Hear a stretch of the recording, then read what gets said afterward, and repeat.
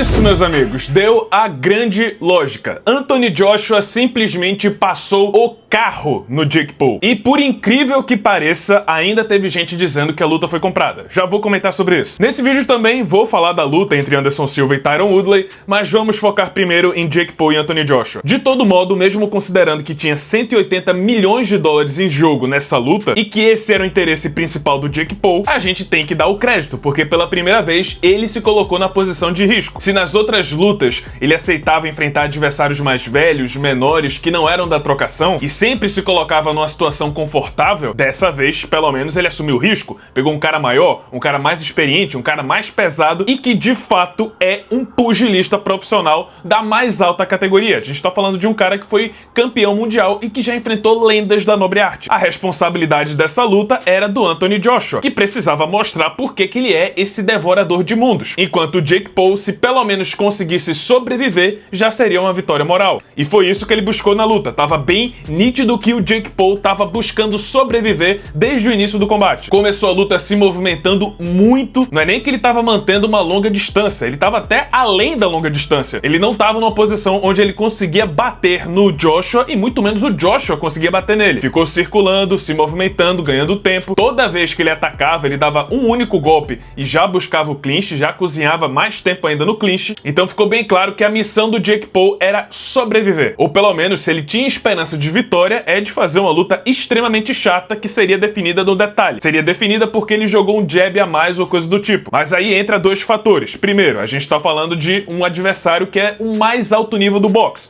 a mais alta experiência que você pode ver no boxe. De cara, ele já percebeu qual era a do Jake Paul. Ele sabia que o Jake Paul tava no modo sobrevivência e que tava buscando esse tipo de luta e logo ele começou a ajustar o seu jogo pra isso. E a segunda coisa que o Anthony Joshua percebeu é que esse tipo de jogo, esse tipo de ritmo, com o Jake Paul se movimentando o tempo todo, com mais de 100 quilos de carcaça, não ia durar muita coisa. Então, ao invés de se tornar o gato caçando o rato, o Joshua foi mais paciente. Resolveu deixar o Jake Paul gastar toda a sua energia e quando ele parasse de se movimentar, cansasse de tanto se mover, aí sim ele partia pro ataque. E é apenas por isso que o Jake Paul conseguiu sobreviver bem mais do que o esperado. Não foi porque ele lutou no mesmo nível, apesar de ele ter acertado alguns bons golpes no Anthony Joshua, que sinceramente nem balançou, nem pareceu afetado com os melhores golpes do Jake Paul, mas foi exclusivamente por isso que ele durou tanto, porque o Joshua não quis perseguir, ele esperou a presa cansar. E aí no momento onde o Jake Paul começou a diminuir o ritmo, já não estava mais se movimentando da mesma forma, e o Joshua percebeu que não precisava correr atrás da presa, aí sim ele começou a caprichar nos golpes. E olha, não foi só por causa da movimentação do Jake Paul que ele cansou. Essa também é uma das diferenças de enfrentar um boxeador do mais alto nível, alguém que conhece e sabe trabalhar, sabe manusear o seu próprio adversário. A gente viu que o Joshua combinou vários golpes na linha de cintura, que, querendo ou não, acabaram minando ainda mais o gás do Jake Paul. É uma coisa, inclusive, que lutadores de MMA no geral não costumam trabalhar muito, combinações na linha de cintura. E era esse tipo de adversário que o Jake Paul vinha enfrentando. Ou seja, ele nunca lidou com esse tipo de situação no passado. Agora tinha um verdadeiro tanque de guerra querendo destruir o fígado dele. E aí isso, somado à movimentação intensa que ele tava buscando fugir da luta o tempo todo, fez o Jake Paul acabar cansando, coisa que inclusive nunca aconteceu em lutas passadas. Uma vez cansado, o Jake Paul virou um alvo, aquela presa fácil que a gente esperava. No quinto round tomou 2 knockdowns, estava até feio porque o Jake Paul tava se jogando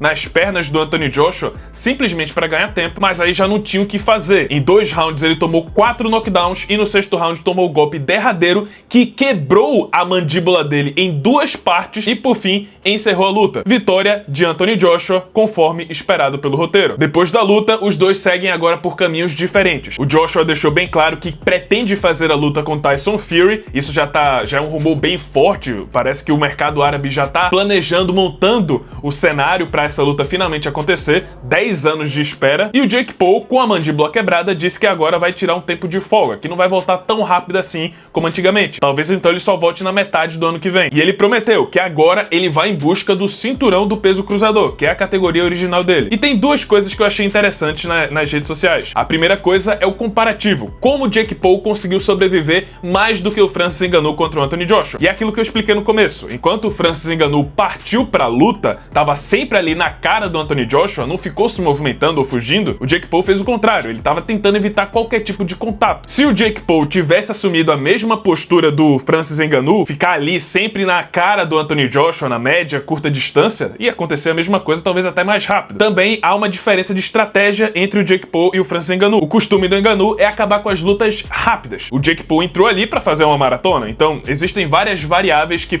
explicam porque o Jake Paul conseguiu sobreviver. E ainda vi pessoas dizendo que a luta foi comprada, que se fosse uma luta de verdade, o Anthony Joshua teria nocauteado no primeiro ou segundo round. Concordo, o Anthony Joshua tinha capacidade total pra encerrar essa luta, talvez até no primeiro minuto. Mas eu não entendo, pra que comprar uma luta somente pra estender o resultado que no fim seria o mesmo? Não faz o menor sentido. Tem que também colocar na balança que o Joshua não teve um camping completo pra essa luta. Ele saiu do sofá, diferente da luta contra o Ngannou, que ele teve sim uma preparação completa. Então assim, não vejo o menor sentido de ter necessidade de comprar uma luta cujo resultado foi o mesmo e o Jake Paul acabou com a mandíbula fraturada em 2 pedaços. Não pagaram o Joshua pra deixar o Jake Paul sobreviver. O Jake Paul correu pra tentar sobreviver, mas no fim o resultado foi o mesmo. Você pode correr, mas não pode se esconder. E agora vamos falar da lenda. Anderson Silva, aos 50 anos de idade, simplesmente nocauteou Tyron Woodley no segundo round. E, sem querer desmerecer o Tyron Woodley, mas acabou acontecendo exatamente aquilo que a gente previu no vídeo de palpite. O Tyron Woodley simplesmente não tem boxe pra bater de frente com o Anderson Silva, mesmo sendo 7 anos mais novo do que o Spider. A adaptação do Anderson Silva pra nobre arte foi praticamente perfeita. Enquanto o Tyron Woodley trouxe o mesmo estilo que ele usava no MMA, que não iria funcionar no boxe, porque são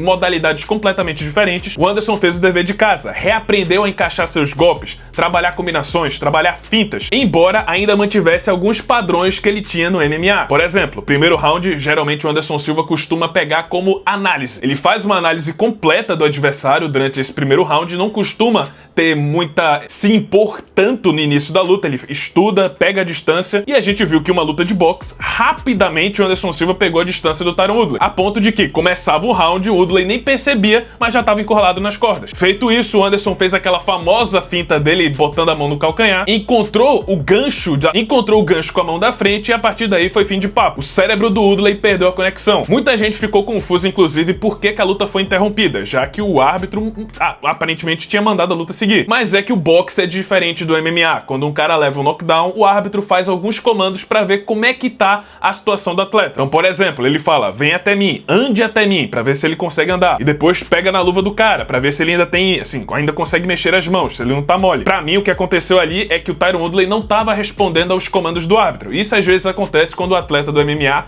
vai pro boxe, não tá acostumado com o árbitro mandando esse tipo de instrução, e às vezes de bobeira acaba não respondendo. Mas é isso que aconteceu. O Woodley não tava respondendo aos comandos do árbitro e dessa forma ele decretou que o americano tava fora de combate. Anderson Silva vence por nocaute aos 50 anos de idade e já desafiou o seu grande algoz, o grande carrasco da sua carreira. Pediu pra fazer uma terceira luta contra Chris Weidman e o americano prontamente aceitou. Então sim, teremos Anderson Silva contra Chris Weidman 3 em algum momento de 2026. Mas é isso, pessoal. Esse foi o vídeo. Espero que tenham gostado. Se você gostou, deixa seu like, se inscreve no canal, já ativando o sininho das notificações para não perder o próximo conteúdo. E é isso. Muito obrigado por terem assistido e até a próxima.